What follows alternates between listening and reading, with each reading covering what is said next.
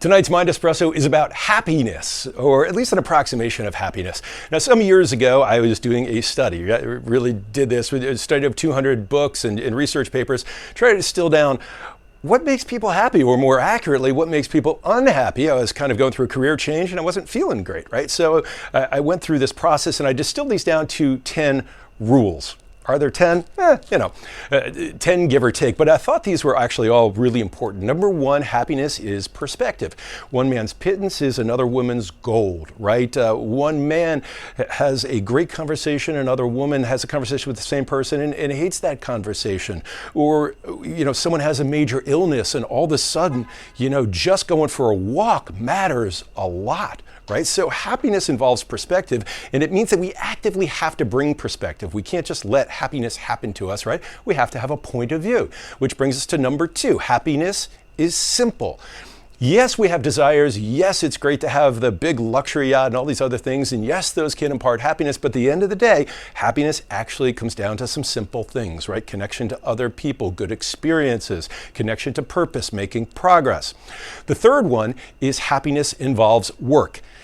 Can't sit on your ass for 2 weeks eating Ben & Jerry's and binge watching and expect life to be perfect, right? It's, actively getting involved is a part of happiness. And a lot of people are waiting for happiness to happen to them, or they don't do anything and they're sitting on their butt and they don't realize why I'm unhappy. Fourth one. Happiness happens in the present moment. Really, the present moment is all that there is. Yet, because of so many pressures on us, we get caught up in the future thinking about, oh, what if I had this? Or, oh my gosh, what if this happens to me in the future, right? Dan Gilbert calls this our ability to project into the future is actually one of our greatest disabilities. Or we could be thinking about the past. Oh my gosh, I wish that thing could have happened, or I regret that, right? You tend to be more melancholy. Focus on the present. In the present moment is really all there is. The fifth one, happiness will change. Whatever is happiness for you right now, I guarantee you will have different flavors in 5 years, if not be completely different. We're changing, life is changing, and a lot of people try to hold on to one form of happiness, and they're not willing to let go and grab the next rung. Number 6, happiness involves sacrifice. That's right. You can't enjoy every type of happiness in the world at the same time. Many of these are diametrically opposed, and many people are living, really low quality lives because they're doing things that are in direct opposition to each other, and they can't figure out why their life isn't so integrated, right? You have to make choices, and you have to commit.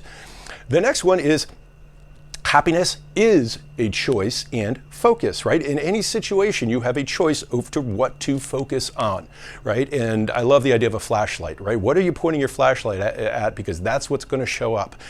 And Sean Aker, I thought, had a great way to do this, which was pick the most useful frame.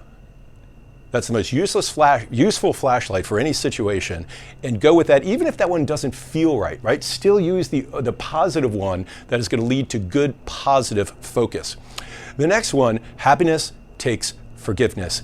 Man, if you're wasting your time on grudges, you're wasting your life, right? You're actually empowering that person, if they really did do something wrong to you, to do something wrong to you again, right? Because they're holding power over you.